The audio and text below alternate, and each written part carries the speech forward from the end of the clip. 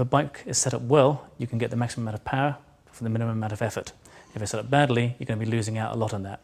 So what we want to do is take some measurements from yourself and then apply them to the bike. But what I need you to do is stand with the heels against the wall and about the same sort of width apart as they would be if you're on the bike. All right? Yep. Okay, now if you take this and if you just put that between your legs and hold it quite firmly, and if you also use that to make sure that it's level, please.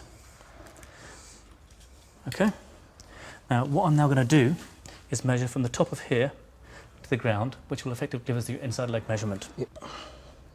Okay, and that is actually giving us an inside leg measurement of 80 centimetres. What we then do is you can use, you multiply that out by a factor of 0.9. That's the mean, the average. So if we multiply 80 by 0.9, we get to 72.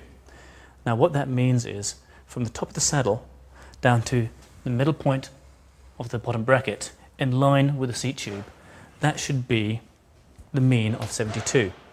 Generally speaking, guys tend to be slightly over the average and girls tend to be slightly under, just because of physiological differences. What I'm now going to do is measure from the top of there, again in line with the seat tube, down to the centre of the bottom bracket. And that is coming in at 73 centimetres. That's certainly within the sort of numbers we were looking at. Okay. So chances are that's probably a comfortable situation for you. If you're comfortable with that, that's fine. The next important thing I want to look at is your knee position relative to the pedal. Yeah. Okay, so I'm going to ask you just to spin the pedals around and then go to perfect 3 o'clock, 9 o'clock position.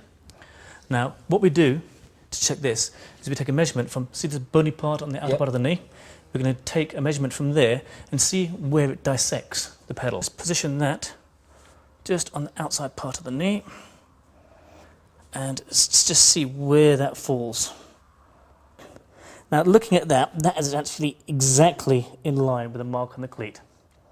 So again, that mark on the cleat was in line with the ball of the foot, and the plumb line is telling us that's in line with the middle of the pedal. Okay. So that's actually a good position. If you're doing time trialing, if you're using time trial bars, you can go a bit further forward by as much as up to 2 centimetres, depending on the sort of bars you're using and depending on your forward position. But certainly, as it stands there, I'm happy with that position. Okay. Right.